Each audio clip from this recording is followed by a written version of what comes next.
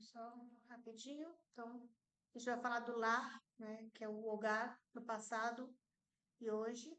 Vamos descrever o que há dentro de uma casa, comparando o presente e o passado. Então, na fonética, nós vamos trabalhar o som do C. Então, o C, antes de uma vogal, dependendo da vogal, ele vai ter um som de K, de K. Isso acontece quando ele está diante do A, do O e do U. Então, eu vou falar K, Ko, Ku. Mas, quando o C está diante de um E e de um I, ele vai ter som de S.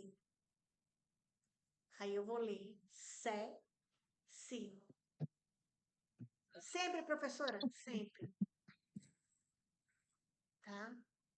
Então, K, Sé, Si, Ko, Ku. E aqui eu tenho algumas palavras que eu coloquei para a gente praticar, tá? E lembrar. Então, casa, cadeira, cozinha, cidade, centro.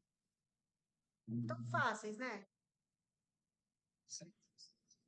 Eu acho que tá bem fácil. Então, casa, cadeira, cozinha, cidade, centro. Diga, Maria Rema. Profa, é igual que o espanhol. Sim, mas o que que acontece? Por que que eu chamo muito o som do C? Porque de vez em quando nós vamos ter. Peraí, deixa eu sair daqui. Nós vamos ter. Um segundo. Nós vamos ter o C cedilha. Que eu não coloquei aqui, mas eu coloco aqui.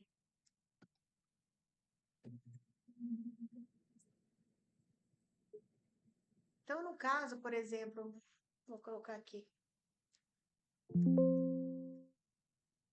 O C cedilha é um C, mas ele só vai aparecer diante de A, de O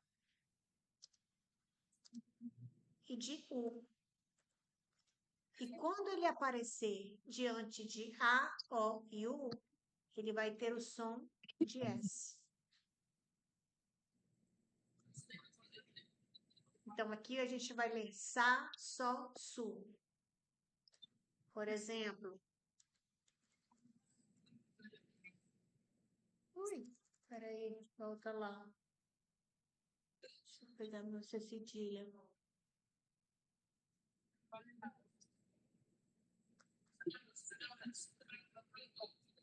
Açúcar.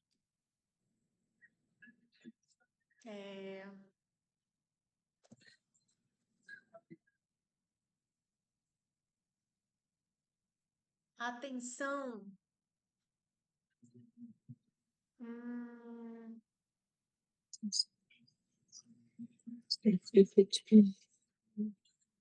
Espaço. Ui.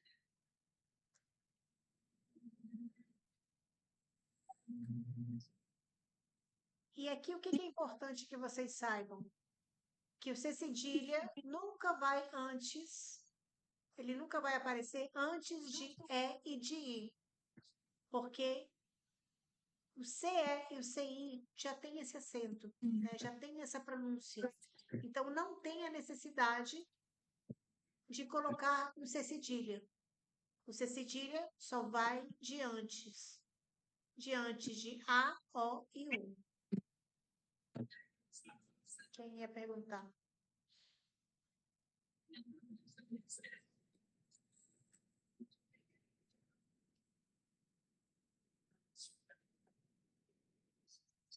Ok? Então, C cedilha só vai antes de A, O e U, e aí é quando ele vai dar o som de S. Mas se não houver C cedilha, vai ser K, K, Q. E o C cedilha nunca vai antes de E e de I. Beleza? Então, bora lá. Ah, eu coloquei 2 açúcares. Açúcar. Isso. Ok.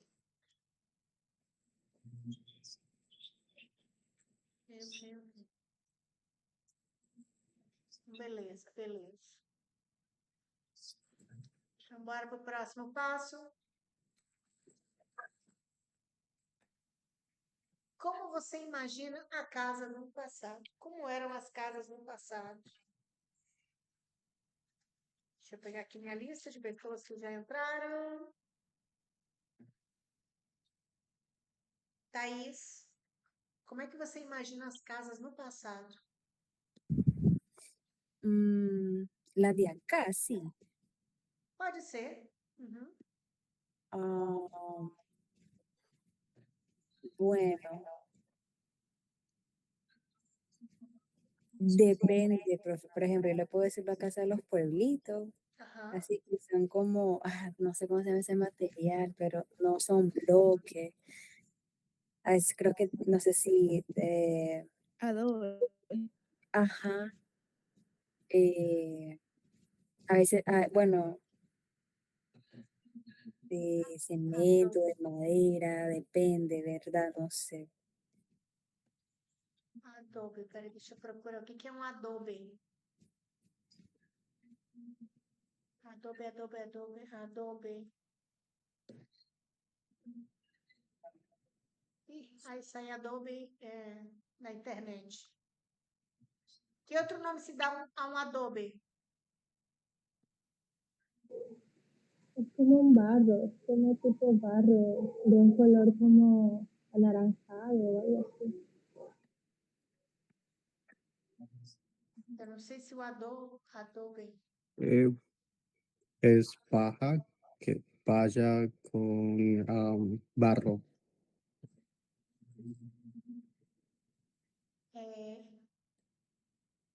Mas ele é como em peças ou não? Só em barro?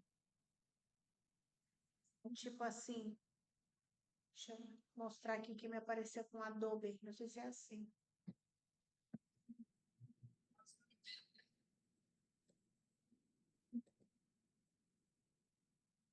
Assim? Sí, É isso? sí. No Así. sé si así, profe, pero es como eso. Ah, ok, ok, ok. Sí. Para arriba hay una que tiene como una forma de cuevita, más arriba. Yo estuve en una oportunidad en una casa similar a esa en Somoto.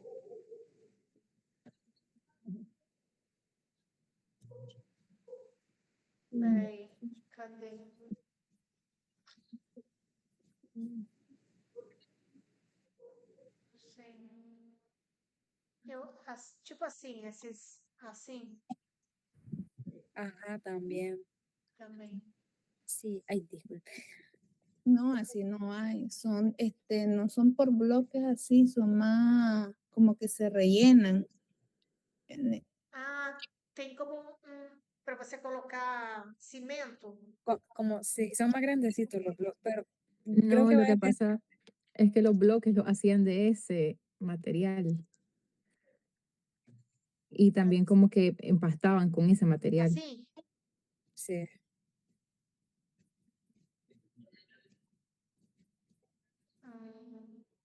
Ok, ok, ok. Em português, eu não lembro de Adobe. O que nós usamos são tijolos. Isso aqui. É o mais comum que nós temos, esse aqui, que é o que eu mais conheço, o tijolo. Que é exatamente, tem esses buracos, olhos, para a gente colocar, né, o cimento e poder fazer a casa. Adobe aqui, o Francisco mandou. Bem, parece que no Brasil também é comum. Tem, É mas o sempre mais, digamos que o mais moderno, digamos assim, é o tijolo. Porque o tijolo, ele é feito de barro e ele é quebrável. Você pode quebrar. Por exemplo, se você está construindo alguma coisa e essa coisa tem um espaço que não é muito grande, então você quebra, por exemplo, se tem seis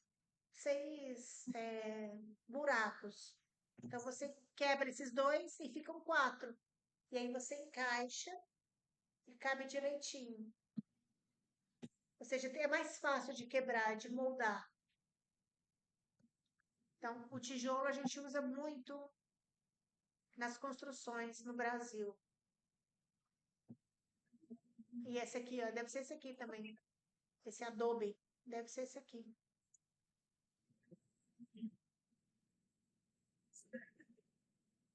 Né? Ok, então, antigamente eram mais assim. E agora?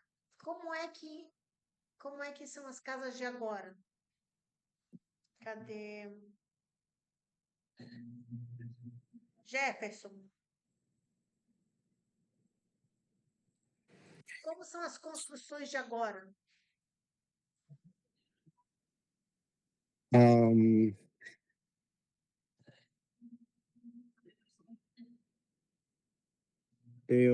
mais modernas, de materiais de reforma.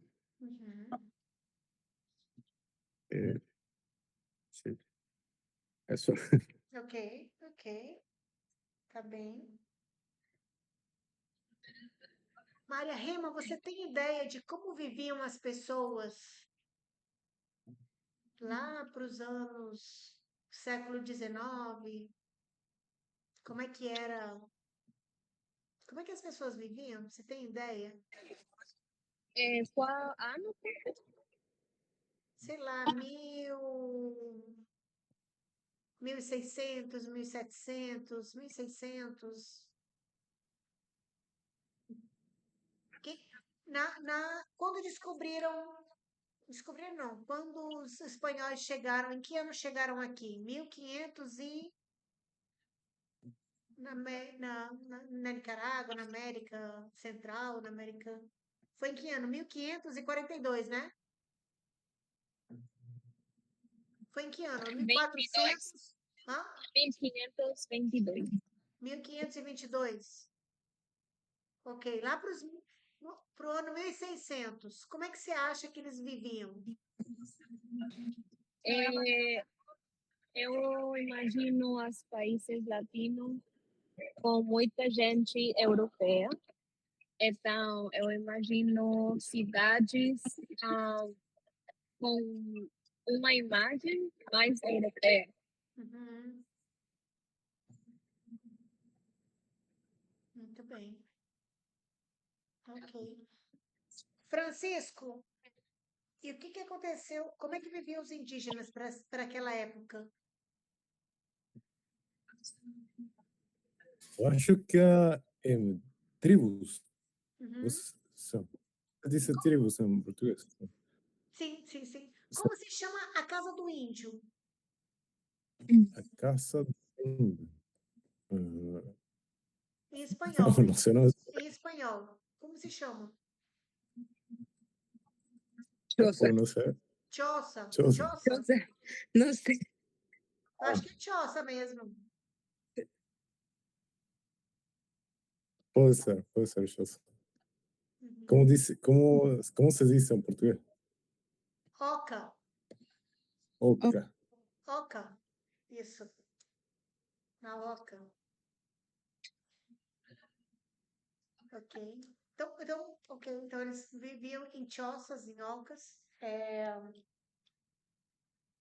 Se Mas escreve. cerca, perto de rios, perto dos rios. perto Aham. Perto de dos lagos. rios. Então, naquela época, ok. Bom, vocês aqui também tiveram a influência dos africanos, certo? Que foram para a costa, certo? foram escravos. E como é que esses africanos viviam? Eles também foram escravos? Como é que foi? Sim, os nativos viviam aqui na Nicarágua, os espanhóis trajeron, Aham, trajeron gente de África. uhum. Trouxeram as pessoas Eram os da. ingleses. Eu acho que os espanhóis. Sim. Uhum. Ok. Então aqui eu trago um vídeo para contar um pouquinho sobre como é que era na época do Brasil, lá em 1600, para a gente conhecer. Então aqui, as moradias, a gente chama de moradia, é onde a gente, que é já um verbo que eu já dou para vocês. Morar, morar. Morar é vivir. Peraí, deixa eu compartilhar. Profe, Aham. pero lar, Lá, la, ¿cómo pronuncia? lá, La. lá. No es más como un sentimiento de sentirse en casa que una casa físicamente. Também. ¿O es? Ah, Também. Você pode falar, o meu lar é aqui dentro da minha, né? O meu lar aqui. Você pode falar de forma figurada, mas você também não pode Mas, usar, né? Meu lar é minha casa. hogar, Agora, ¿no? En no español. dia a dia, você fala minha casa. ajá, mi casa. No seu dia a dia você fala minha casa. Mas quando você fala assim, talvez com sentimento, com amor, né? O meu lar sei lá, é muito bonito, sei lá. Mm, Ou às o sea, vezes, aham, se puede usar para los dos, algo físico y algo como de... sim. Por exemplo, você não fala. Às vezes tem pessoas que colocam placas em frente da casa e coloca Hogar Dulce Hogar. Ajá, homestead. Ajá. A gente fala lar doce lar, Mm, ok. tá? Então aqui nós temos algumas casas, né, que quando chegaram os povos portugueses, começaram a fazer as grandes casas. Aqui temos também uma oca, essa oca eu acho que ela é mais moderna, né? E nós temos também as senzalas, que eram onde os africanos, né, faziam suas moradas, faziam suas. Porque teve uma época em que liberaram os, os africanos, né? Eles deram liberdade. Então eles tinham as senzalas, ou eles também fugiam quando eles conseguiam fugir. Então tinham os lugares onde eles, os quilombos, onde eles se escondiam e tinham se defendiam, né? Então bora lá, vamos ver o vídeo de hoje. E aqui.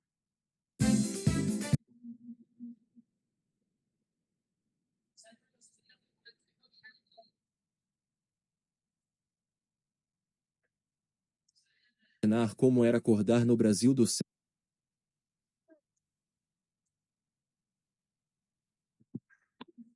Vamos lá. Prestem atenção em palavras novas, palavras que tenham relação com casa, tá? Podem ir anotando também, que depois a gente pode conversar sobre isso. E, claro, o que vocês entenderem do vídeo. Então, Você já parou para imaginar como era acordar no Brasil do século XVII? Não tinha apartamento, não tinha condomínio fechado, não tinha nada parecido com o que conhecemos hoje. O Brasil colonial de 1600 era um mundo completamente diferente, e as casas onde as pessoas viviam contavam histórias fascinantes sobre poder, sobrevivência, cultura e até sobre os horrores daquela época. Hoje você vai descobrir tudo sobre como eram essas construções, quem vivia nelas, e por que elas eram tão diferentes dependendo de onde você estava e de quem você era. Fica até o final porque tem detalhes que vão te surpreender de verdade. Primeiro, precisa entender o contexto. O Brasil de 1600 não era um país. Era uma colônia, dividida em capitanias hereditárias, dominada por Portugal, com uma sociedade completamente hierarquizada. Isso significa que o tipo de casa onde alguém morava dizia exatamente quem era essa pessoa na escala social. Não tinha meio termo. Ou você era rico, ou você era pobre. Ou você tinha poder, ou você não tinha nada. E as casas refletiam isso de maneira brutal e direta. Vamos começar pelas construções mais simples, porque elas eram a maioria. A grande massa da população que não era colonizadora portuguesa, que não era senhores de engenho, que não tinha posses, vivia em habitações extremamente rudimentares.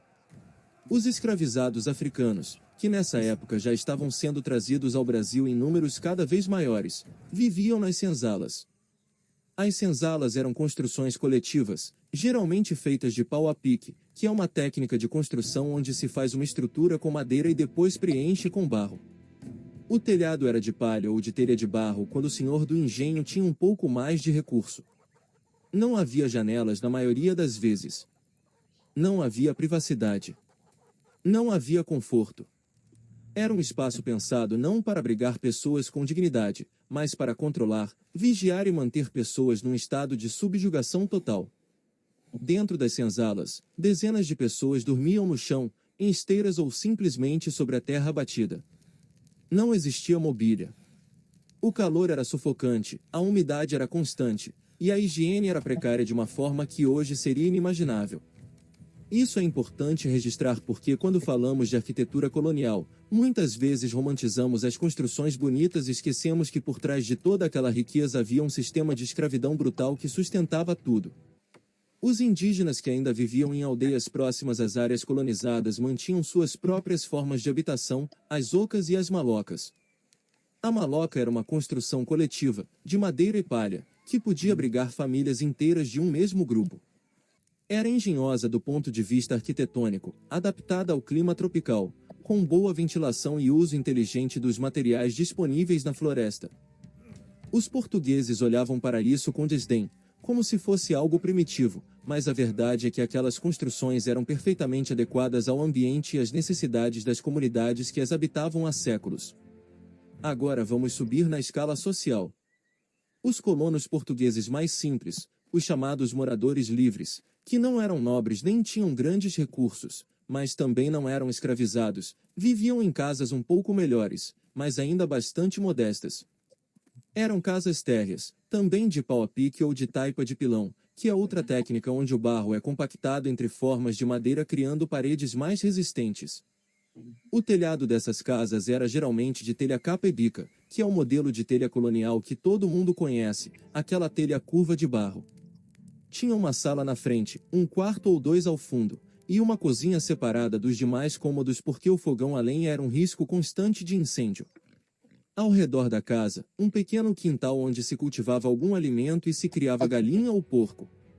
As cidades que existiam no Brasil de 1600 eram poucas e pequenas. Salvador era a capital da colônia desde 1549 e era o centro mais urbanizado. Olinda, em Pernambuco, era outro polo importante por conta da riqueza gerada pelo açúcar. São Paulo era ainda uma vila pequena, fundada pelos jesuítas. ¿Habla usted inglés o francés? ¿Es usted un profesional hispano educado? Rio de Janeiro já existia, mas ainda era modesta. Nessas cidades, as ruas eram estreitas, de terra batida, e as casas eram coladas umas nas outras, construídas no alinhamento da rua sem recuo. Era um modelo urbanístico totalmente europeu, transplantado para os trópicos sem grandes adaptações. Nas cidades, as casas dos moradores de posses médias tinham um detalhe importante: o sobrado. O sobrado era casa de 2 andares, e ter um sobrado já era sinal de status considerável. No andar de baixo ficavam as lojas, os armazéns, os depósitos. No andar de cima ficava a residência da família. As janelas começavam a aparecer com mais frequência nessas casas, mas ainda eram muito diferentes das que conhecemos. Não havia vidro. As janelas tinham venezianas de madeira, treliças, ou simplesmente eram fechadas com madeira sólida. O vidro era um produto extremamente caro e raro no Brasil colonial. A iluminação interna dependia de velas de cera ou de azeite, e as casas eram escuras durante a maior parte do tempo. Mas o ápice da arquitetura doméstica no Brasil colonial de 1600 era sem dúvida a Casa Grande dos Engenhos de Açúcar. O açúcar era o ouro do Brasil nesse período. Quem controlava um engenho controlava uma fortuna, e as casas grandes eram a expressão física desse poder. Eram construídas em locais estratégicos, geralmente em pontos altos do terreno, de onde o senhor de engenho podia enxergar tudo ao redor. Essa localização não era só estética. Era uma forma de controle e de demonstração de domínio sobre a terra e sobre as pessoas que trabalhavam nela. A casa grande era construída com materiais mais nobres. A pedra e cal era usada nas paredes quando disponível, especialmente nos alicerces e nas paredes externas. A taipa de pilão também aparecia nas casas mais ricas. O telhado era de telha cerâmica, e as dimensões da casa eram bem maiores do que qualquer outra construção da colônia. Havia uma sala de entrada, chamada de sala de visitas, que era onde o senhor recebia outros homens de posses para negócios e conversas. Havia uma sala de jantar, ampla, com mesa comprida onde toda a família comia junta. Havia os quartos da família, separados dos espaços sociais. E havia, aos fundos ou em alas laterais, os quartos das mucamas, que eram as mulheres escravizadas que trabalhavam dentro da casa, cozinhando, limpando, cuidando das crianças, sendo exploradas de todas as formas possíveis. A cozinha da casa grande era um espaço imenso, porque se cozinhava para um número enorme de pessoas todos os dias. O fogão era de alvenaria, construído em altura para facilitar o trabalho, com várias bocas onde se colocava lenha. As panelas eram de ferro ou de cerâmica. A mesa da cozinha era robusta, de madeira maciça. E era nesse espaço que muito do conhecimento culinário que forma a base da comida brasileira foi criado, misturando técnicas europeias, ingredientes indígenas e sabores africanos. A mobília das casas grandes era importada de Portugal em grande parte. Daughter's wedding is in a month. I don't want us to look like Beauty and the Beef. Darling, relax. We have plenty of time. Cadeiras, arcas, aparadores, e a peça mais valiosa de todas, a cama. A cama com dossel e cortinas era símbolo de riqueza extrema. As cortinas não eram decoração. Eram proteção contra os insetos, que em regiões tropicais úmidas eram um problema constante e sério. Dormir com proteção adequada era literalmente uma questão de saúde. Os colchões eram recheados de palha, de crina de cavalo ou de penas de pássaro dependendo da riqueza da família. As paredes internas das casas mais ricas começavam a receber algum tipo de acabamento. A cal branca era o mais comum, dando aquela aparência clara que caracteriza a arquitetura colonial. Em algumas casas de Salvador, influência da arquitetura portuguesa mais elaborada já aparecia em detalhes de madeira entalhada nas portas e janelas. O azulejo, que os portugueses adoravam, começaria a aparecer com mais força nos séculos seguintes, mas já havia exemplos no Brasil de 1600, especialmente em igrejas e nas casas dos mais abastados. Falando em igrejas, é impossível falar do Brasil colonial sem mencionar que a arquitetura religiosa era muito mais elaborada e trabalhada do que a arquitetura doméstica. Enquanto as casas eram simples, as igrejas eram os monumentos da colônia. Os jesuítas foram os grandes construtores desse período. Eles construíram colégios, igrejas e aldeamentos por todo o Brasil, e essas construções tinham uma qualidade técnica muito superior às residências comuns. Isso não era por acaso. A igreja era um instrumento de poder colonial, e suas construções precisavam impressionar e intimidar. Voltando às casas, um detalhe que poucos conhecem é a questão do banheiro. Não havia banheiro dentro das casas no Brasil de 1600. Absolutamente não havia. As pessoas faziam suas necessidades em espaços externos, em fossas abertas no quintal, ou simplesmente em locais afastados da casa. O chamado quarto de dormir não tinha nenhuma instalação sanitária. O urinol de cerâmica era um objeto que ficava embaixo da cama para uso noturno, e o seu conteúdo era jogado pelas janelas ou levado por escravizados pela manhã. Nas cidades, o lixo e os dejetos eram frequentemente jogados nas ruas estreitas, criando um ambiente insalubre que favorecia doenças. A água também era um desafio enorme. Não havia água encanada, obviamente. A água era buscada em fontes, rios e chafarizes públicos nas cidades. Era carregada em potes de cerâmica ou de madeira por escravizados. Dentro da casa, ficava armazenada em grandes talhas de barro, que mantinham a água fresca graças à porosidade do material. Essa era uma tecnologia simples mas eficiente, herança de conhecimentos europeus e africanos. A questão do clima tropical era um desafio constante para a arquitetura colonial. Portugal é um país de clima temperado, e as construções que os colonizadores estavam acostumados a fazer não eram adequadas para o calor úmido do Brasil. As paredes grossas de taipa ajudavam a manter o interior mais fresco, funcionando como isolamento térmico. Os telhados com grandes beirais protegiam as paredes da chuva e criavam sombra. As varandas que aparecem nas casas mais elaboradas eram espaços de transição entre o interior quente e o exterior, onde as famílias passavam grande parte do tempo durante o dia. A varanda era um elemento que os colonizadores aprenderam, em parte, observando as construções indígenas, que sempre priorizavam a ventilação e a proteção contra a chuva. Com o passar do tempo nesse período, algumas adaptações foram sendo feitas. As janelas foram aumentando de tamanho para melhorar a ventilação. Os pés direitos foram crescendo, permitindo que o ar quente subisse e a temperatura interna ficasse mais agradável. O uso de madeira nativa, que era abundante e de altíssima qualidade, foi sendo explorado cada vez mais. O Brasil tinha madeiras como o jacarandá, o cedro e a peroba que eram excepcionais para a construção, e os melhores artesãos começaram a trabalhar esses materiais de forma muito sofisticada. É preciso lembrar que o Brasil de 1600 era também um lugar de muita violência e insegurança. Os ataques de piratas, especialmente holandeses e franceses que disputavam o domínio do açúcar, eram uma ameaça real. Isso influenciava as construções nas cidades litorâneas, que precisavam de proteção. Os fortes e as muralhas eram construções militares importantes do período. E mesmo as casas, especialmente nas áreas mais vulneráveis, eram pensadas com alguma preocupação defensiva. Portões pesados, janelas com grades, e muros altos começavam a aparecer nas propriedades mais ricas. O papel das mulheres dentro das casas coloniais é outro aspecto fascinante. As mulheres das famílias ricas viviam em grande parte reclusas no espaço doméstico. Havia cômodos da casa que eram considerados exclusivamente femininos, onde as mulheres bordavam, costuravam, cuidavam dos filhos e recebiam outras mulheres de sua classe. Essa separação entre os espaços masculinos e femininos era arquitetônica, concreta, física. A sala de visitas era espaço masculino. Os aposentos internos eram femininos. Essa divisão dizia muito sobre o papel social de cada um naquela sociedade. Para finalizar, o que mais impressiona quando a gente estuda as casas do Brasil colonial de 1600 é como elas eram um espelho perfeito da sociedade daquele tempo.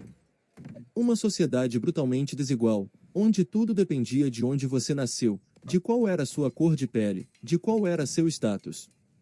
As senzalas e as casas grandes existiam ao mesmo tempo, no mesmo terreno, separadas por alguns metros mas por mundos inteiramente diferentes.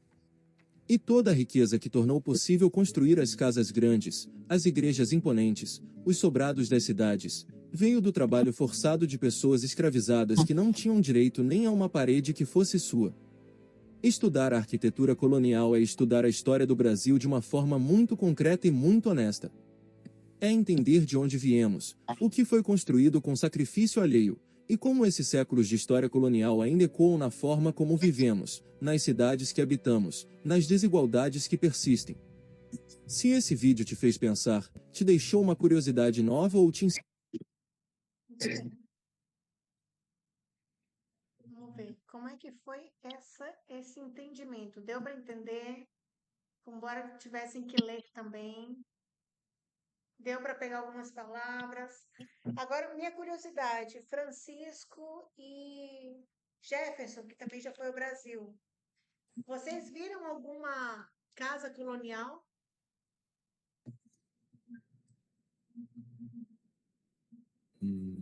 Eu acho que em Rio, no centro histórico, o mais colonial que eu vi era as igrejas. Hum, Mas No sé, algo que yo considero colonial, la fortaleza que está en Río, uhum, tiene todavía como partes antiguas como tal.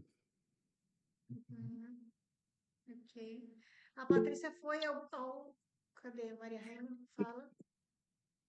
Trofa na filme que vamos a ver de Agente Secreto, havia um lugar onde ele, não lembro muito, onde ele trabalhou, o agente secreto era colonial, o Uhum.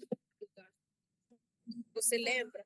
Sim, sim, era um estilo mais antigo, eram sobrados com 2 andares, até onde ele morava também, eu acho, onde ele foi morar. Sim, também. Eu lembro as casas coloniais. Uhum, exato. Eu ia falar que a Patrícia, ela foi para o sul do Brasil. No sul, quase não tem não, né? Patrícia, você viu alguma coisa colonial? No, eu ficar no, nueva ciudades que son zonas entre urbanas y rurales Uhum, y todo es muy nuevo. entendi. Então, exato, é mais moderno. O sul do Brasil, ele é muito mais moderno. Mas no Rio de Janeiro, por exemplo, no Rio de Janeiro, o que há agora, o que estão descobrindo agora, são muitas casas coloniais e eles fazem como lugares como cafés, né? Lanchonetes, restaurantes. Então aproveitam todo esse aspecto colonial dessas casas para poder usar como se diz, como um atrativo turístico, né? Llamativo. Acontece muito isso. E de fato tem vários lugares. Tem um que se chama, como é que se chama? Eu fui lá. Bom, a biblioteca eu não tive a oportunidade de ir, eu queria ir muito, estava fechada quando eu fui, eu acho, não sei se estava em reforma, a Biblioteca Nacional, porque teve uma época também que incendiou, então perdemos muitas coisas, né? Mas as igrejas, como Francisco falou, né? Algumas igrejas, tem muitas igrejas coloniais. Agora, uma parte também, então no Rio de Janeiro tem um lugar, uma cidade que também é muito colonial, é Salvador, Bahia. Também temos Minas Gerais. Minas Gerais tem uma história tem várias histórias muito bonitas. De fato, faz uns 2 meses, eu vi um filme sobre um filho de um escravo. Não, a mãe dele era uma escrava. Exato, exato. O Carnaval de Salvador também é muito conhecido. É verdade. Então, um português teve um filho com uma escrava. E esqueci o nome dele. Mas é porque ele era conhecido como o Aleijadinho. Aleijadinho. Aleijadinho, porque ele teve uma enfermidade, uma doença que ele não podia caminhar. Os ossos, a parte do corpo dele ele ficou sem movimentos. Mas ele Antes disso, ele aprendeu com o pai dele a trabalhar esculturas. Então, muitas igrejas, muitas partes arquitetônicas, mas principalmente igrejas, feitas em Minas Gerais, foi feita pelo Aleijadinho. Eu vi um filme dele muito antigo e eu encontrei, eu acho que no YouTube. Eu vou ver se eu acho e mando para quem quiser ver, tá? É um filme antigo, mas eu acho muito legal para vocês conhecerem parte da história. Então, Aleijadinho é um personagem muito conhecido em Minas Gerais, porque ele é um escultor e ele fez esculturas maravilhosas. Dessa forma arquitetônica, colonial e tudo isso. E, bom, então nós temos muitas partes escondidas que agora estão aparecendo no Rio de Janeiro, principalmente. Profe, Uhum. Playa Café, que creo que Aí está mesmo, siendo acreditado, está siendo reformado. reformado. O que eu soube é que o Laje Café, deixa eu ver se eu encontro uma foto do Laje Café,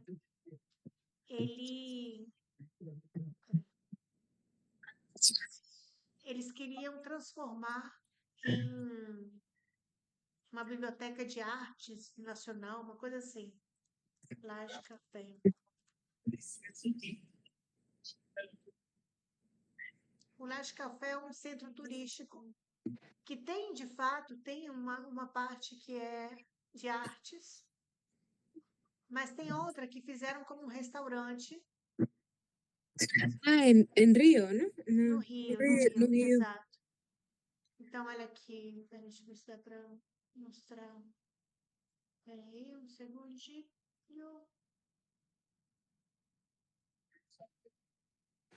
Lembro que você deve passar horas. Exato. Então, você chega lá, era uma Pero, casa, era uma pero casa. Aham. Life Café é um café. Agora é um café. É um café. Então, as pessoas vão para tomar café, para lanchar, e aproveitam e tiram foto na frente dessa piscina. Então, as pessoas vão para tirar foto, para comer e para tirar foto, porque atrás fica o Cristo Redentor. Vamos ter aqui o Pão de Açúcar. O Corcovado, desculpa. Então, é um lugar muito bonito, muito turístico, que as pessoas vão. E você tem que fazer fila para poder tirar foto. Porque as pessoas vão até lá só para tirar foto aqui, porque fica uma paisagem muito bonita. Exatamente, está aí o Laje Café. E atrás fica o Cristo Redentor. E isso aí foi uma casa colonial.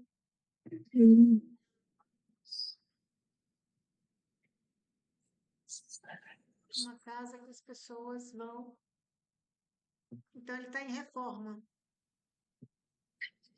Pero é um. Não, porque.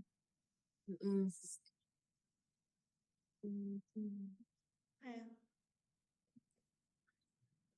É muito bonito, é muito legal.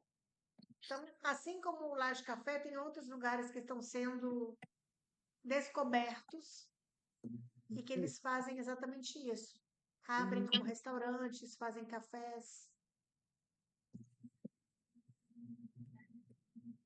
Você chegou aí, Benjamin? O Benjamin não, é Jefferson. Como? Quem foi lá? Jefferson ou Sí, Francisco? Quem foi no Laje Café ou não foram? yo, Você foi? sí. Foi? Gostou? Eh, Demasiado rápido. Muito rápido. Mucho rápido. Ai, que pena. Mas tirou foto? Sí, Tirou? Ah, muito bom. Muito bom. Cadê o Francisco? O Francisco foi no Laje Café? Não, Não. não foi, não foi. Para a próxima. A próxima. Você sabe, eu estou vendo uma série distinto disso que se chama Emergência Radioativa na Guiana.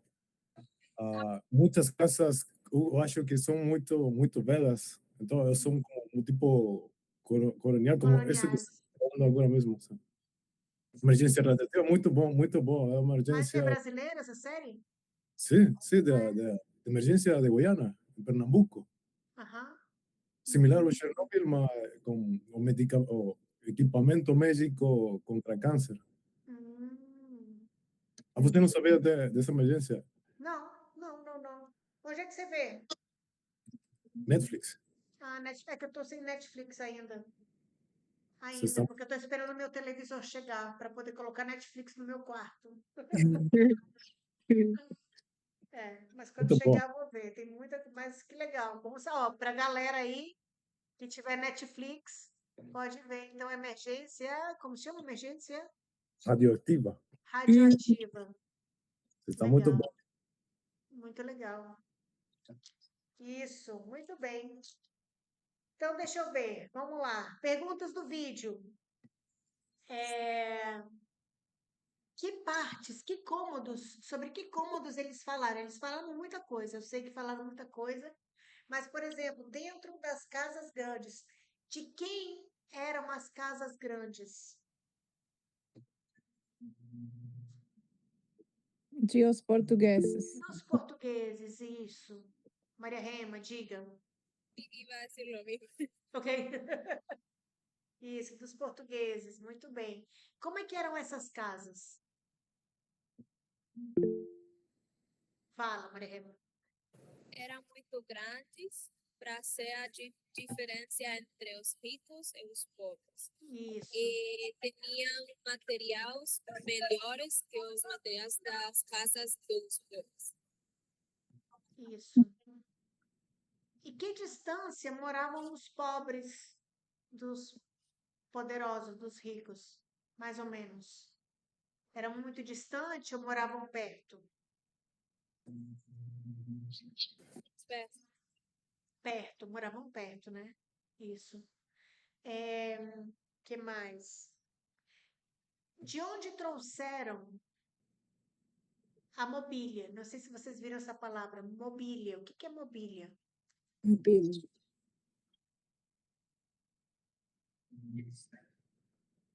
que é mobília?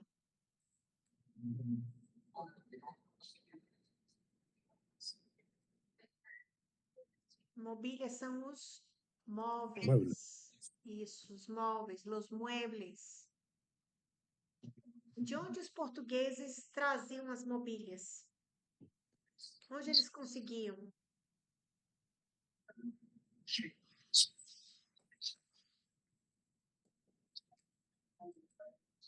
Não? Não lembro.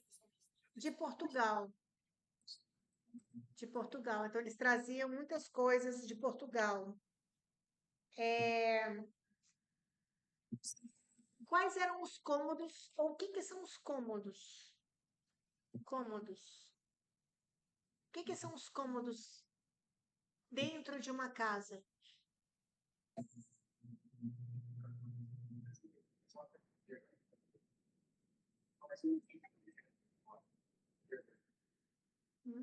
Os cômodos são os espaços, por exemplo, a cozinha, a sala, o quarto. Esses são os cômodos de uma casa, as partes de uma casa, né?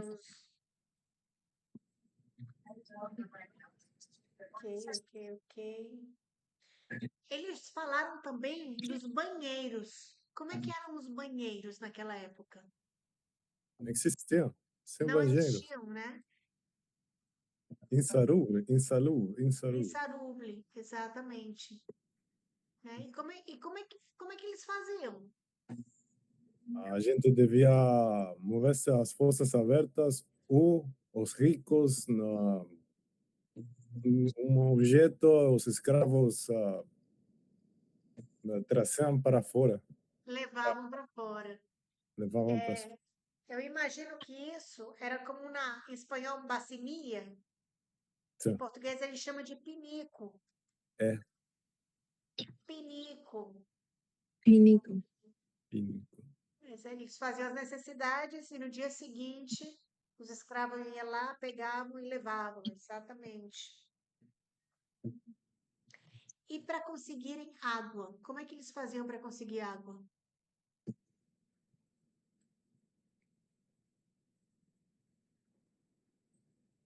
Havia água?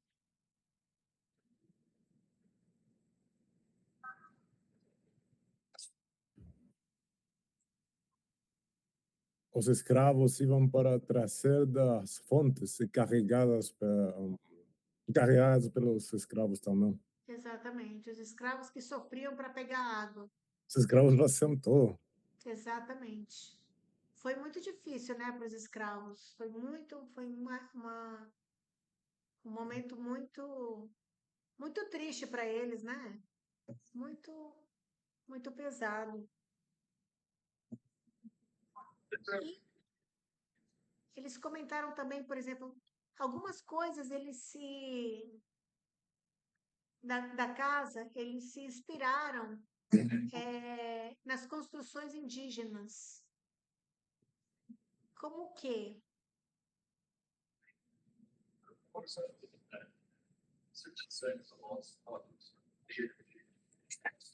Por exemplo, eles falaram de varanda. O que era varanda?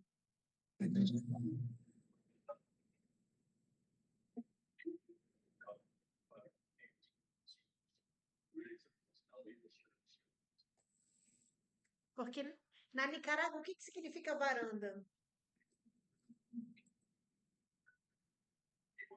Como el portón. ¿Ah? Como el portón. La baranda. Balcón, no. Baranda acá en Nicaragua creo que le llaman como una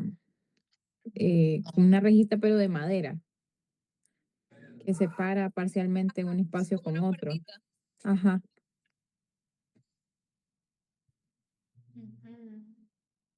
Mas ele fica, por exemplo, se a casa tem 2 andares são 2 pisos. 2 andares. Ah, la salidita como el balcón. El balcão. A gente pode chamar isso também de varanda, uma varandinha. A gente pode chamar isso de varanda em português. Varanda é balcão. Pode ser. Essa partezinha entre dentro e uma sacada, uma saída, né? Uma varandinha. Isso. E janela? O que era janela? Ventana. Isso. Como é que eram as janelas? De madeira. Hã? De madeira. De madeira. Eram grandes, eram pequenas? Como é que eram? Grandes. Grandes. Mas bem no início, eles não tinham Eram janelas. pequenas. Exato. Eles não tinham janelas. Começaram a criar depois, né? E como é que eram as senzalas, as casas dos escravos? Muita gente vivia nas casas. Não tinham cozinha e não tinham banheiro. Isso, né? Imagina que coisa louca, né? Que coisa louca. Que momento, que difícil aquela época. Muito, muito difícil. Muito bem. Então, graças a Deus já passamos, como tudo nessa vida passa, já passou. Apesar de que ainda tem pessoas que vivem, né, em escravidão, infelizmente. Não como antigamente, mas ainda tem essas partes. Então tá, então tudo isso para a gente conhecer como é que era antigamente e ao mesmo tempo vamos conhecer como é o agora. Então olha aqui, eu trouxe umas partes para a gente. Então, os cômodos de uma casa, né? Olha, esses são os cômodos de uma casa atual. Então, essa casa, pra gente, é uma casa, é um sobrado, porque é uma casa que tem 2 andares. Então, quando a gente entra na casa, geralmente a gente se depara com isso aqui. Que parte da casa é essa?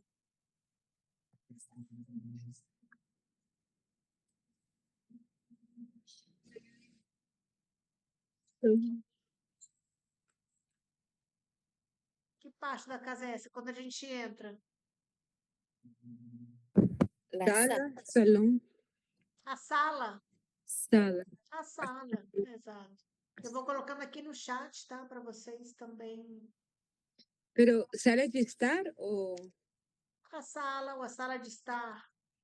Pode ser também. Como acrescentar. Sim. Coloquei casa. A sala. Isso, a sala de estar. E aí depois temos isso aqui. cocina. No, Comedor, ¿no? Ok. Só que a gente não fala em português comedor. Comedor é vulgaridade. Comedor é Comedor. vulgar, falar comedor. Comedor é o homem Ah, que no, no, come no es todo cierto. mundo. Sala de jantar, no. Sala de jantar, exatamente. A sala de jantar. ¿Qué significa comedor? É o homem que come todas as mulheres. Esse é o comedor.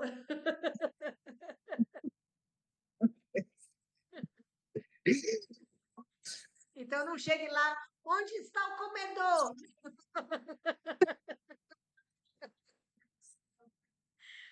Não pergunte onde está o comedor.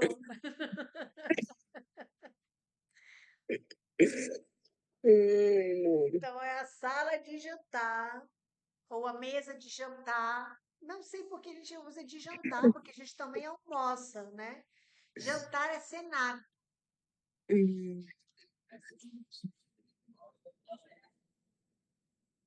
Então tá, então temos a sala de jantar. Quando por exemplo, é um lugar menorzinho, a mesa é pequena, então a gente chama de copa. Por exemplo, a copa. Nos serviços, nos trabalhos, tem um espaço que as pessoas vão lá para comer rapidinho a comida. Então tem a cozinha, tem uma mesinha, então a gente chama isso de copa, que é um espaço muito menor, muito pequeno. E aqui nós temos separado, temos a sala de jantar e nós temos o outro cômodo, que é a cozinha.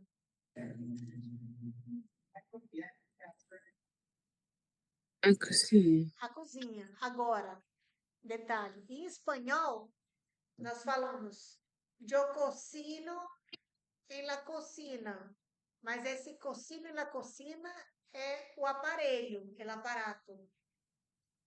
Para nós, cozinha é simplesmente o cômodo. O aparato para cozinhar é o fogão. O fogão. A cozinha é O cômodo. O espaço.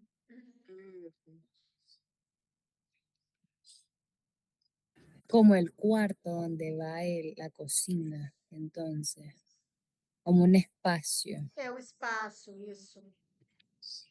É o espaço. Essa é a cozinha. Só. Mas, onde está a cozinha? Onde está a cozinha? A cozinha é o espaço. É aqui. É o Ok. lugar. O quarto, a cozinha, o banheiro, a sala.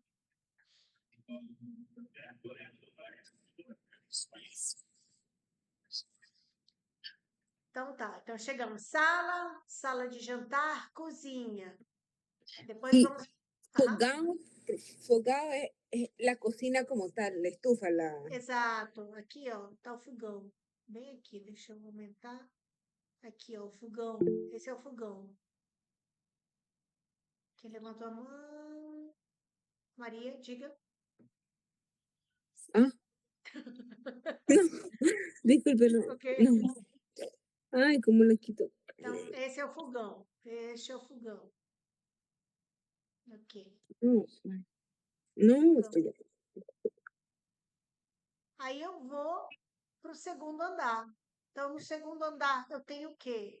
Isso aqui, que é um... O que é isso?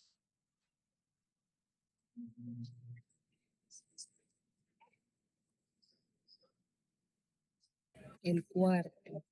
O quarto. O quarto. Agora, olha só, algo importante. Em espanhol, muitas vezes a gente usa, muitas vezes não, a gente usa, por exemplo, a palavra quarto, quando, quanto, quadro, tudo é com CU. Quarto, quando, quanto, quadro. Em português, a gente usa com que, não com cu, que.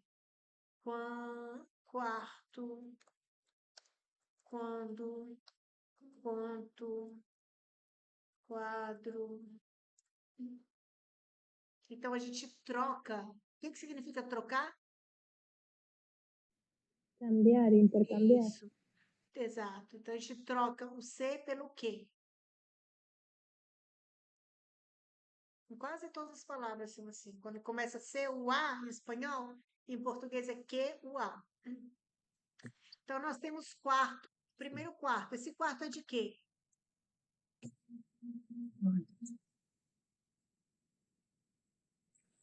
De criança, De menina. criança, exato. Quarto de criança. Criança, o que significa criança em espanhol? Niños. Isso. É quarto de criança. E depois, o que nós temos? Esse cômodo aqui, o que é?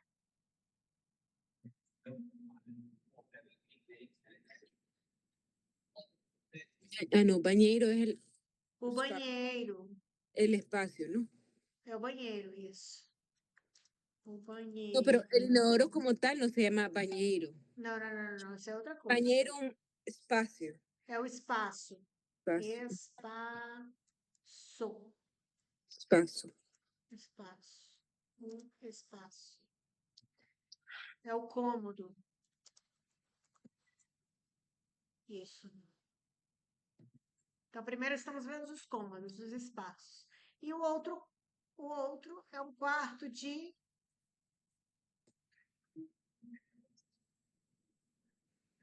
Quarto de casal. Quarto de casal. Um quarto de casal, onde fica o pai e a mãe. Supostamente, né? Agora o negócio está diferente. Então, essas são algumas partes de dentro da casa, alguns cômodos. E aqui, onde é que eu guardo o carro?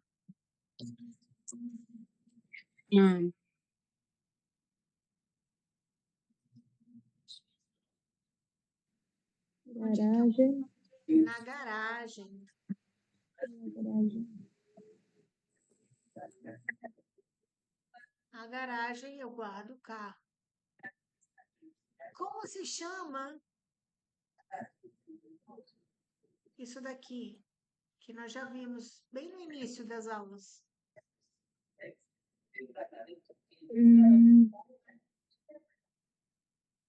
Ou não vimos? Não lembro se a gente viu, não sei se a gente viu. Não. Uma caixa de correio. Vimos. Uma caixa de correio. Uma Hoje caixa. já quase não tem, né?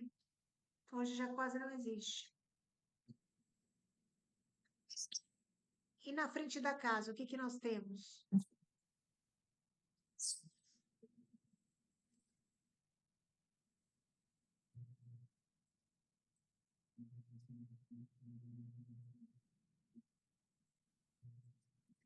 como se chama isso? Tá na frente da casa.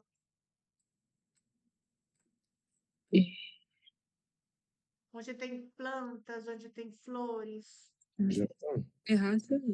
O, Não.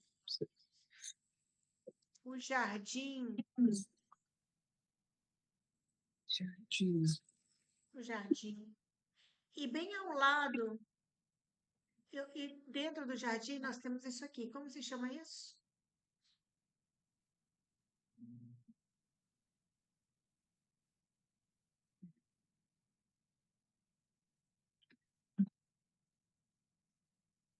Árvore.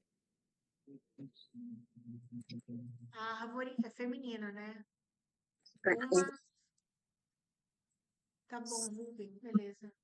Uma árvore. Uma árvore.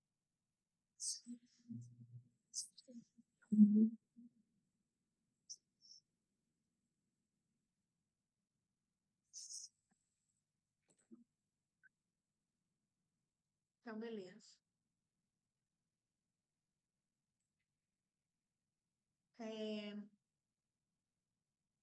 Deixa eu ver. Ok, eu vou dar por cima algumas coisinhas só para. Porque a gente vai ler um texto. Então, aqui na sala, nós temos o sofá, mas esse que é de uma só cadeira, digamos assim, né? A gente chama de poltrona. Quando é de um só lugar, é uma poltrona. Então, uma poltrona. Aí nós temos o televisor, temos uma mesa, uma mesinha. Temos um tapete, que é a alfombra, um tapete. Como se diz puerta? Porta. Porta. Uma porta.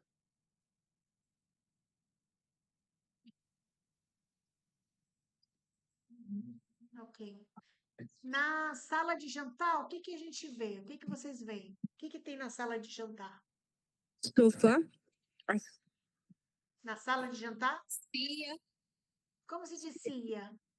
Não lembro. Cadeira. Aí tem duas, né? Duas cadeiras. Cadeiras. Uma cadeira.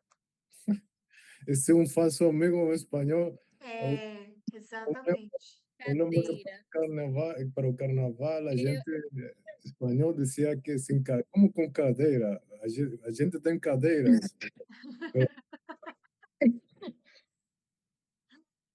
Ai, ai, mexe a cadeira, e não é para mexer lá, não é outra coisa.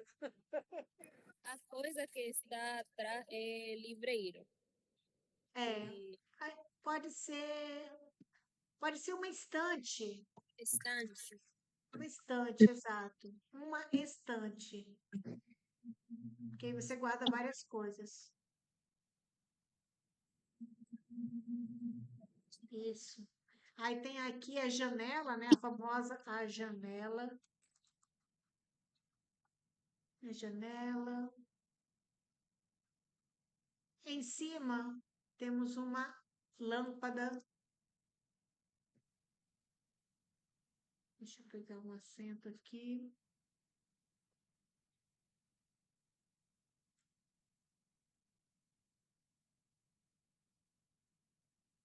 Uma lâmpada.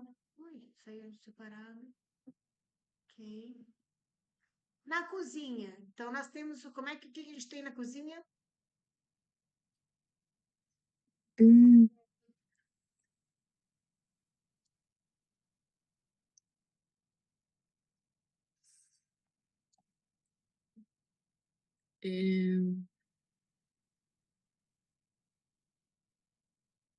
que que nós temos na cozinha?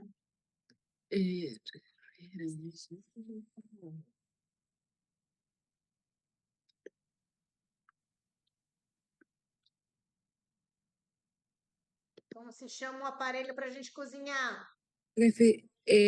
Fogão. O fogão. O fogão. Profe, refrigerador e refrigerador. Não É consigo. a geladeira. Ah, geladeira. A geladeira. E a parte de cima, né? A gente chama de o congelador ou o freezer. Pero es que sabe que aquí sale que se dice que raro. Como? Refrigerador, yo, qué raro. Às vezes é em português de Portugal. Ah. É. Alguém sabe como se chama onde se lavam os pratos?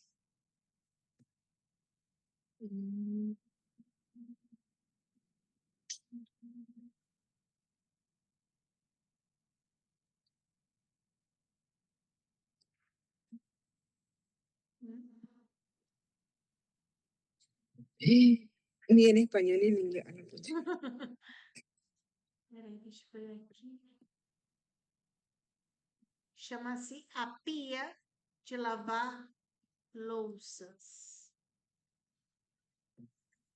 A pia. Pero es como el, Lava-pratos. como un dishwasher, pero ¿es a mano o cómo es?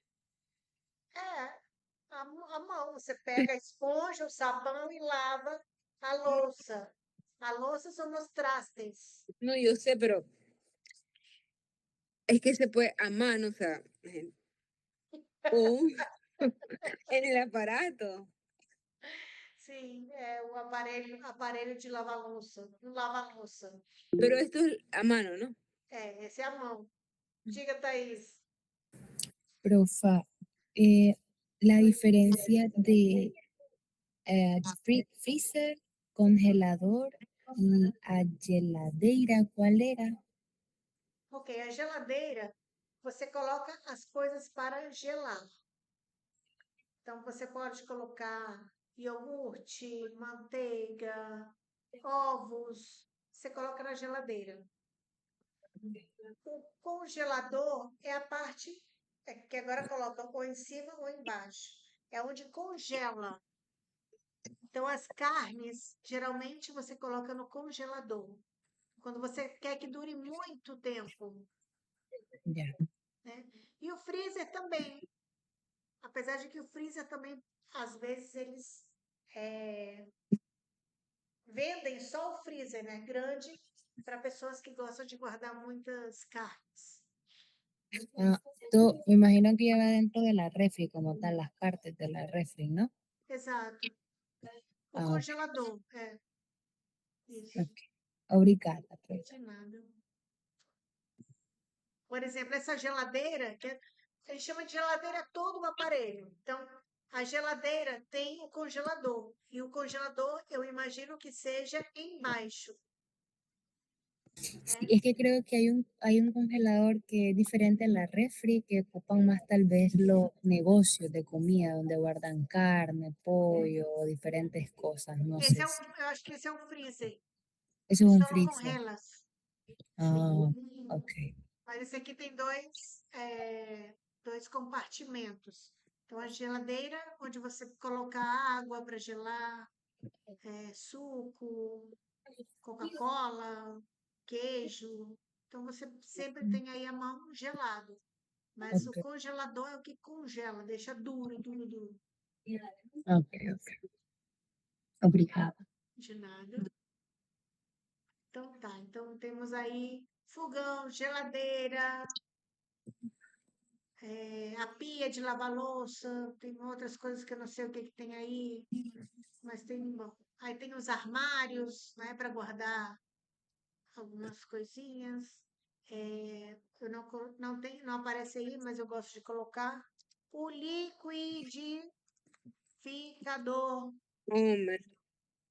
Peraí. Profe, en Instagram ha visto a esa niña que tiene como 2 años y dice palabras bien difíciles en portugués. Ajá, no. O 1 año. Lo voy a mandar. Esa palabra la puede decir ella en portugués. O liquidificador? Sí, tiene 1 año, 2 años. Olha só que linda. Un liquidificador. ¿Y un liquidificador qué? La licuadora. O liquidificador.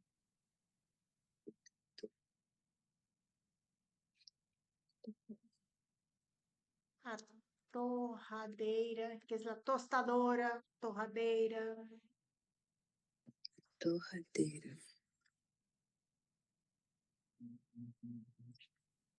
Ah, no fogão, né? O fogão, a parte de cima, nós temos as bocas, né? A boca, onde você cozinha. O aparelho, ok. A cozinha, quer dizer, o fogão, viajei. O fogão, o aparelho, o fogão. Tem fogão de 4 bocas, fogão de 6 bocas, onde você coloca. Los quemadores. Oi? Quema. Los quemadores. Isso. Essas são as bocas. Então, para você cozinhar, geralmente você precisa de panela. A panela são as pailas. As panelas. Para fazer um ovo, você usa uma frigideira. Que se ele sartém, a frigideira.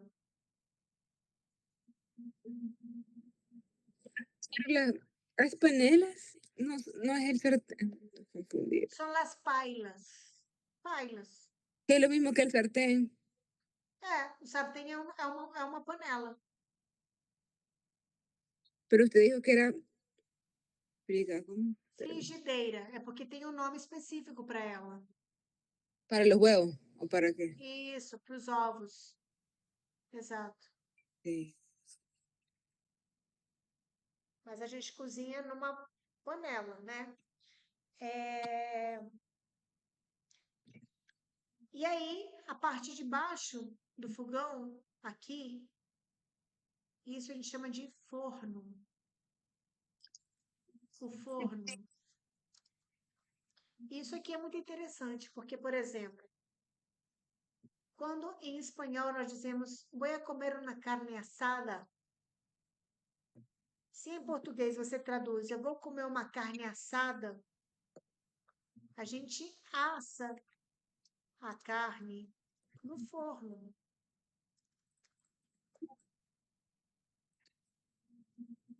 Para nós, carne assada é carne hecha en el horno.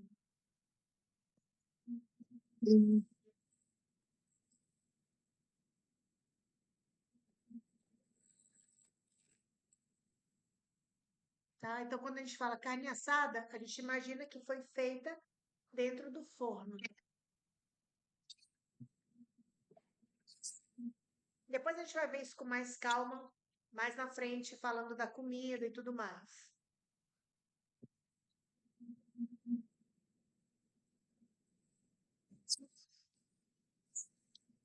E, bom, indo para os quartos. Então, o quarto nós temos uma cama. Então, temos cama de solteiro. Tapete. Cama de solteiro, cama de casal. O que significa casal? Casado. Pareja. No. Cama de casal. Hã? Matrimonio o pareja. Isso. Mas também a gente chama, né, cama de casal, cama de solteiro. Temos o tapete. Que forma é esse tapete? Tapete. De que forma é? Circular. Tá? Quadrado. Ah, no veo. No es circular. No quarto de criança. Ah, da criança, círculo. Círculo, mas ele chama de um tapete, eu não vou falar um tapete círculo, eu digo um tapete Circular. redondo. Ah, Redondo. Um tapete redondo. Aí nós temos, o que nós temos hoje? Guarda aqui várias coisas.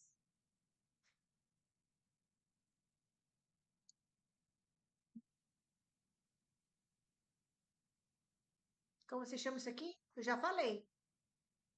É a mesma que tem aqui. Mas aqui.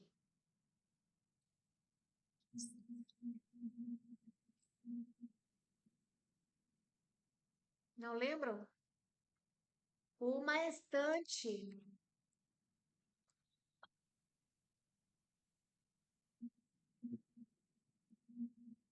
Uma estante.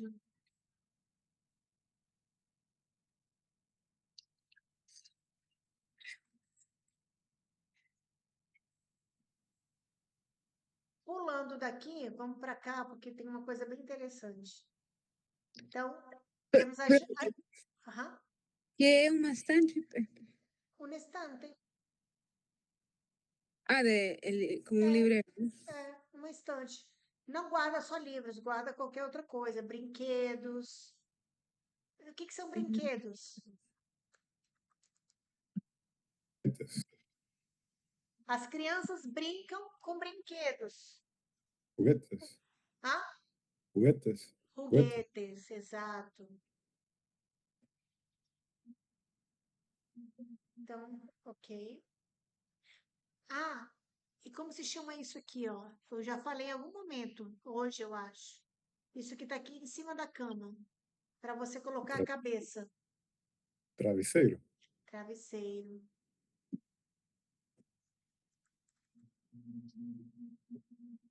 Um travesseiro.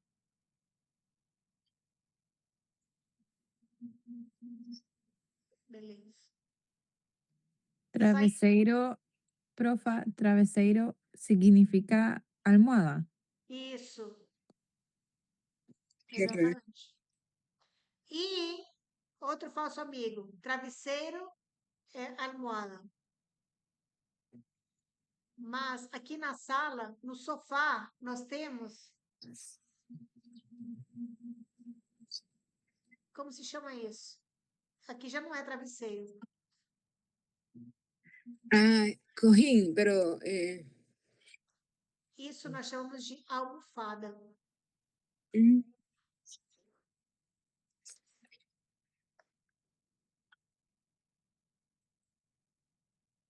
Almofada.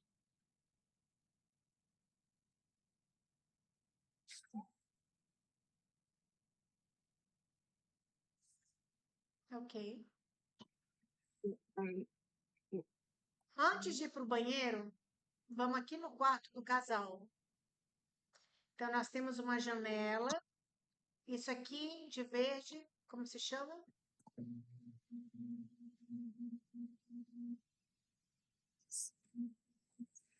Então, temos uma janela grande, né? E a gente fecha e abre. O que é isso? Cortina. Cortina. Aqui no canto, el rincón, aqui a gente também chama isso de cômoda, uma cômoda. Não, um cômodo. Ah, eles chamam de cômodo, cômoda, uma cômoda. É. Uma cômoda. Mas aqui ao lado, isso aqui é engraçado. Isso aqui, como se chama em espanhol? Mesa de noche. Mesa de noche. Em português se chama um criado mudo.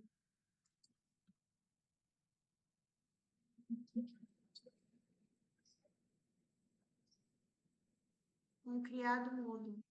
Imagina, eu fico pensando assim.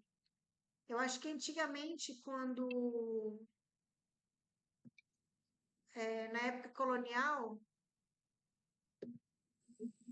pode ser que algum escravo dormia ao lado, não dormia, ficava ao lado ou perto da cama. Então ele foi substituído por um criado. Só que esse criado é mudo.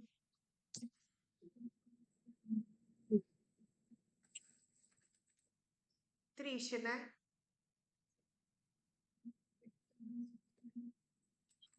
E isso aqui que está em cima do criado mudo, alguém sabe como se chama?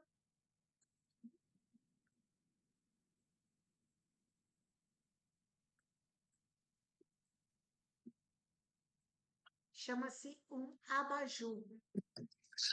De fato, essa palavra eu acho que vem do francês, abajur.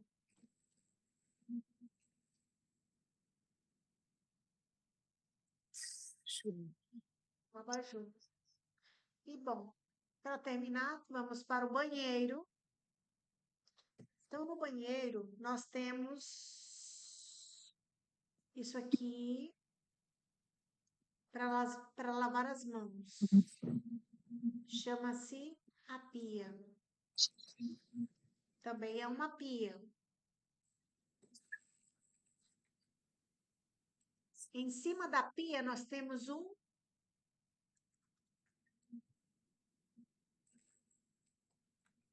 espelho.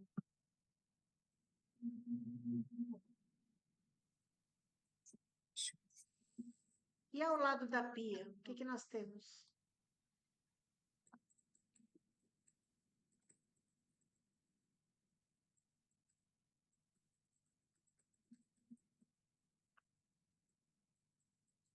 Tem vários nomes. Podem ser conhecidos como uma privada. Pode ser conhecido como Privada. como um vaso sanitário.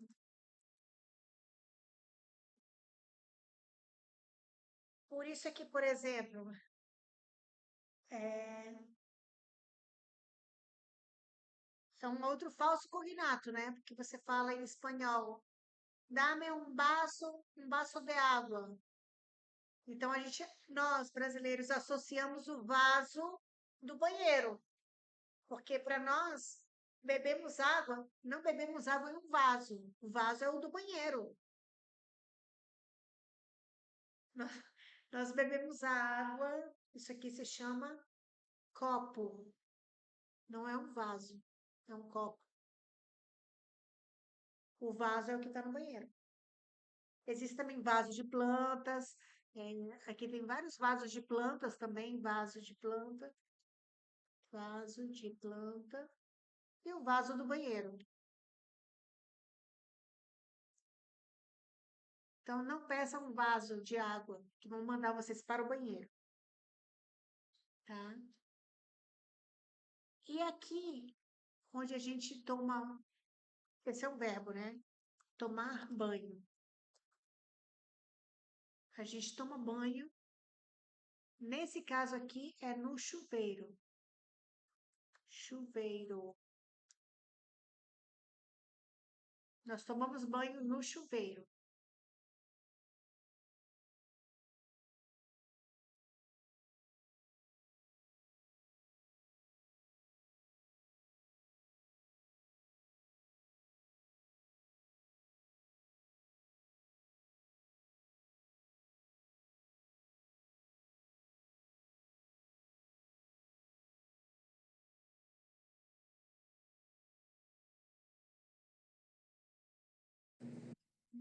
Profe, chuveiro seria ducha. Isso. Exatamente. A ducha.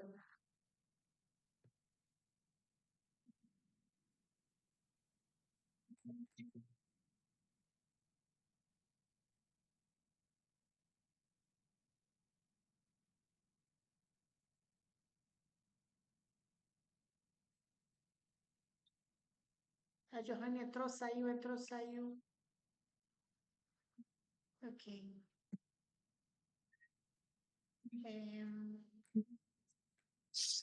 Então, só algo que faltou também, que é essa parte aqui de cima, né, da casa. A parte de cima, que a gente chama de teto. O teto, quer dizer, teto. A parte de baixo, onde a gente pisa, chamamos de chão. O chão.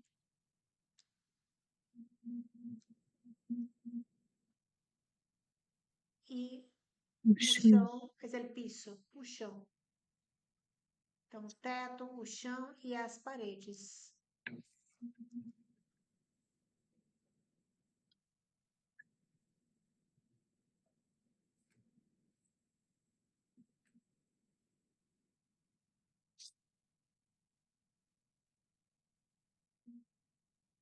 Então, hoje temos bastante vocabulário de casa e mais o que eu vou mandar, né? Mais o que a gente vai aprender. Profa, Diga-me. ¿qué significa chao? Chão, Chao. chão, piso. Obrigada. De nada. Chão.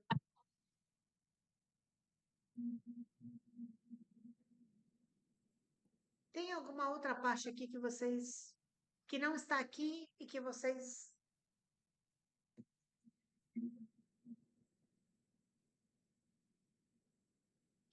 tenham curiosidade?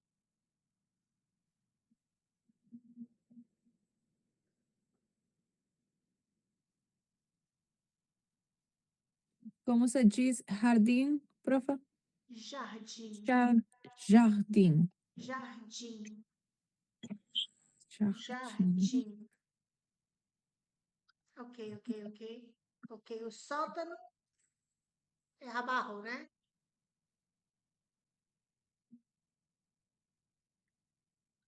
Sim. Então, a gente chama de porão. O porão. Porão é o sótano. Nos filmes de terror, nas películas de terror, as pessoas vão para baixo, né? Então, ali é o porão. Mas também tem filmes de terror que as pessoas vão para cima. E lá em cima a gente chama de o sótão. Então, o sótão é em cima. Em cima. E o porão é embaixo.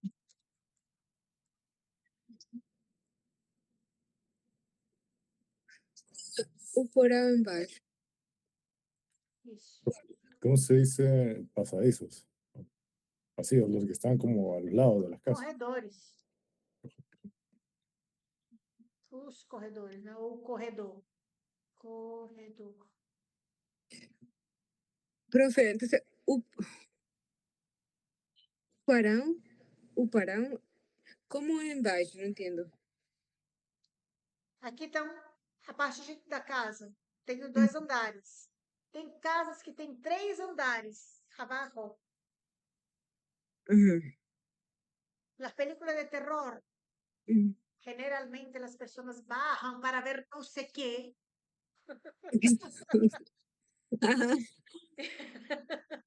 Lá é o porão. Quando bajan, las puertas se cierran. E se apaga a luz. Esse é o porão. O sea, el sótano de abajo. Esse é o porão. El de abaixo, exato. Ajá. Y o sótão é arriba. Pero, ¿cómo se dice ático, profa? Qual é o ático? El de arriba. Então, é o sótão. sótão. Sótão. Sótão. Sótão. Sótão. Sótão. Que é outro lugar que se van a esconder allá, não sei para quê. ¿Cómo se dice? Pronúncialo. Sótão. Sótão. Sótão, sim. Sótão. Aqui, ó. Donde há 2 acentos, por exemplo. Sótão. Sótão. Aqui hay 2 acentos, en la O y en la A. Cadê? En la O y en la A. Pero el acento más fuerte aquí va a ser donde está el acento agudo. Sótão. Sótão. Sótão. ¿Y sótano? Porão. Qué complicado. Sí. Esa es la magia del portugués y el español, porque dice, es facilísimo, ajá, pero eso es lo que nos enreda, por los falsos amigos también.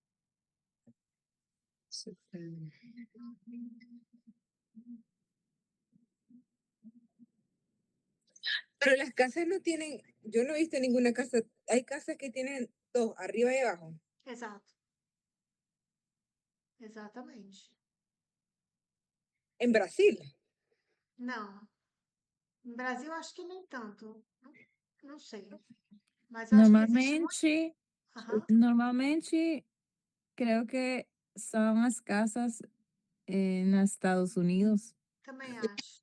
Exato. Nos Estados Unidos tem muito. Por exemplo, aquele filme, como se chama?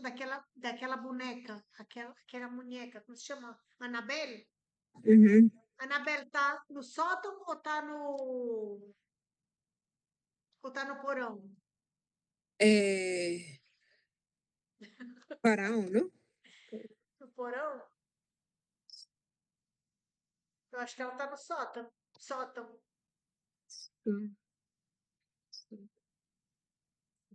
Eu acho que ela tá arriba, tá no sótão. Eu acho que ela tá no sótão.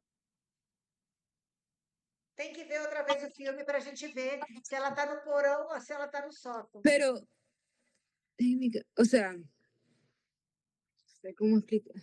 Ok.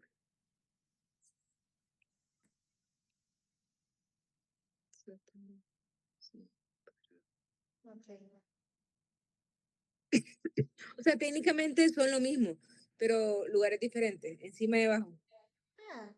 Ou seja, servem para o mesmo, guardar coisas que não usa, né?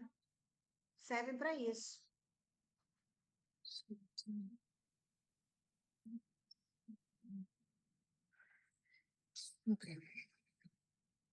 Ok, antes de nos despedirmos, um segundo, deixa eu mostrar aqui rapidamente. Ay, profe, qué complicado esto de asunto. Ah, estude não para você ver, não estude. Quando você estuda, fica tudo mais fácil. Então, Usted lo dice porque cree que yo no estudio, pero sí estudio. não falei nada disso. Uhum. Eu estou falando, não estude para você ver se fica fácil. Tarefa de casa. Peraí que alguém escreveu, depois eu vejo. Tarefa de casa. Vou mandar este texto para vocês lerem. Agora espero que possam entender mais os vocabulários. Vocês vão responder as perguntas, tá? As perguntas, cadê? Do texto. Aqui, vocês vão selecionar qual é o cômodo do texto que eles falam, qual é o objeto que eles mencionam que tem no cômodo e qual é a situação que acontece nesse lugar. O que acontece aí? E descreva os cômodos da sua casa. Fale qual é a parte da casa que você mais gosta e por quê. E vocês vão procurar a casa do sonho de vocês para me apresentarem na próxima aula também, tá?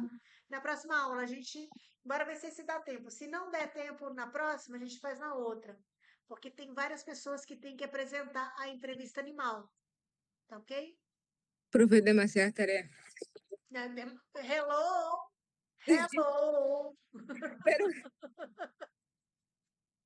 Nada de demasiada tarefa, tem que estudar. Esse daqui, vamos deixar, não para a próxima, para essa parte 4. A parte 4 vai ser para outra aula, dessa a outra. Mas a parte 1, 2 e 3 para a próxima aula. Ou seja, tarefa de casa, normal. Tá? E quem não fez a exposição hoje, vai fazer na próxima aula. Tem pessoas que eu ainda não passei alguma informação, vou passar, tá? Mas preparem-se então para entrevista animal para a próxima aula. Profe, pero ¿describir o es dibujar o qué? Descrever. Não, não é desenhar, não é desenhar. É descrever, falar sobre, Ok. tá? E nessa casa do sonho, vocês vão procurar uma foto na internet e vão apresentar a casa. Mas isso daqui 2 semanas.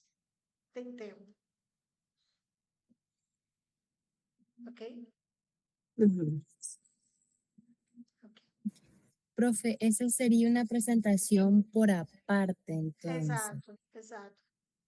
Que vocês, cada um de vocês vai apresentar uma casa, por exemplo, pode ser uma oca, pode ser um iglu, pode ser no hotel mais chique do mundo. A casa ou o lugar que vocês acharem que é legal para morar, para viver. Essa vocês vão apresentar.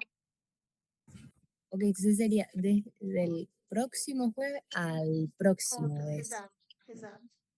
Ok. Pero solo escribir, ¿no? Y hacer una presentación. Você vai procurar uma foto dela e você vai falar. Ok. Você vai apresentar a foto e vai falar: essa casa é assim, assim, assado, tem isso, tem aquilo. Você vai descrever a casa e dizer o que você gostaria, por que ela é a casa dos seus sonhos, pelo menos para passar as férias, as vacações. Ok?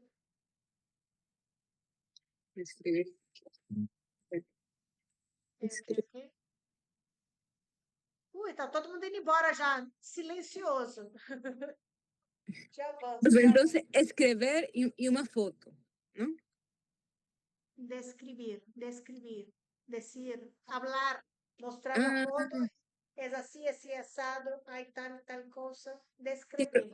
Pero, sí, o sea, escribir, pero tenemos que escribir, para poder describir, tenemos claro. Sí. Quanto mais escrever, melhor, mais aprende. No. Okay. No, porque es que en el PowerPoint dice como, olvídalo, describir, escribir. Okay. Sí. Tá bom. Então, leia o texto em voz alta, tá bom? Para a próxima aula, a gente também vai ler em voz alta, vocês aqui. Quero escutar vocês, só eu falo, não posso. Vocês também têm que falar também, tá? Então, tá bom, galera. Vão dormir, vão jantar. E a gente se vê na próxima aula, se Deus quiser, tá bom?